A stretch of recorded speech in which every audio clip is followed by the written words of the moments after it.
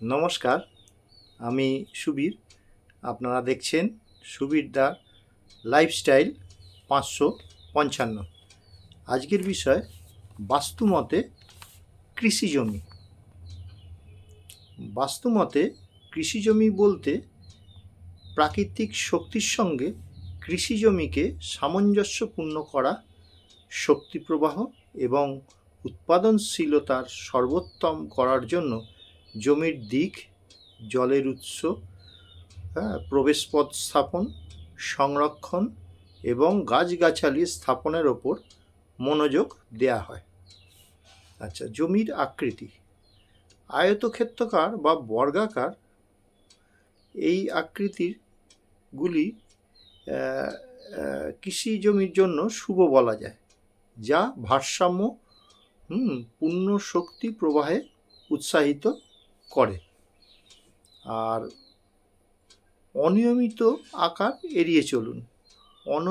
অনিয়মিত আকার শক্তি প্রবাহকে ব্যাহত করতে পারে এবং সম্ভাব্য সমস্যার সৃষ্টি করতে পারে।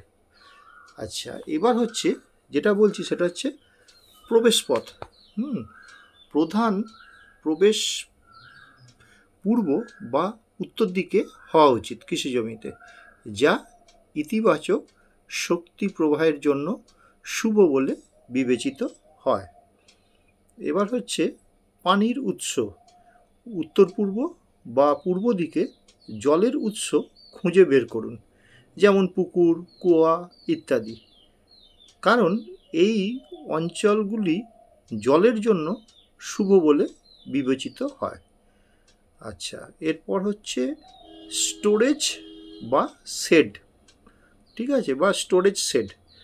স্টোরেজ শেড সাধারণত পশ্চিম বা দক্ষিণ পশ্চিম দিকে সরঞ্জাম এবং সংগ্রহ করা জিনিসপত্রের জন্য স্টোরেজ শেড রাখুন। গাছ এবং গাছপালা। গাছ এবং গাছপালা কৌশলগতভাবে রোপণ করুন। তাদের প্রাকৃতিক বৃদ্ধির ধরন খামারের সামগ্রিক শক্তি প্রবাহ বিবেচনা করে। এবার হচ্ছে কম্পোস্ট বা বর্জ্য ব্যবস্থাপনা, যেখানে আর কি সার তৈরি করবেন আর কি। তা খামারের প্রধান শক্তির ক্ষেত্রে দূরে কম্পোস্ট এবং বর্জ্য সঠিকভাবে নিষ্কাশন করুন। এবার হচ্ছে কি জমিতে বেড়া দিতে হয়। সঠিক দিকে বেড়া স্থাপন করে আপনার খামারের শক্তি বাড়ান। এবার যেটা বলবো সেটা হচ্ছে কৃষি জমির ক্ষেত্রে এগুলো খুবই ইম্পর্টেন্ট, এগুলো দেখে নিতে হয়। সেটা হচ্ছে অন্যান্য গুরুত্বপূর্ণ বিষয়, সেটা হচ্ছে মাটির ধরন। আপনার ফসল চাষের পরিকল্পনার জন্য উর্বর এবং উপযুক্ত মাটিযুক্ত জমি বেছে নিন। আর 2 হচ্ছে পানির প্রাপ্যতা। সেচের জন্য একটি নির্ভরযোগ্য জলের উৎস নিশ্চিত করুন। আর 3 হচ্ছে জলবায়ু। স্থানীয় জলবায়ু এবং ফসলের বৃদ্ধির ওপর এর প্রভাব বিবেচনা করুন। 4, এবার মার্কেট দেখতে হয়, বাজারের সান্নিধ্য। বাজার এবং পরিবহনযোগ্য রুটে প্রবেশযোগ্য এমন একটা জায়গা বেছে নিন যেখানে উৎপাদিত ফসল আপনি দ্রুত নিয়ে যেতে পারেন। দেখুন, যারা আমাদের রোদে পুড়ে জলে ভিজে পুরো পরিবার সমেত কৃষিকাজ করে আমরা আজকে আপনাদের ওপর নির্ভর করেই বেঁচে আছি।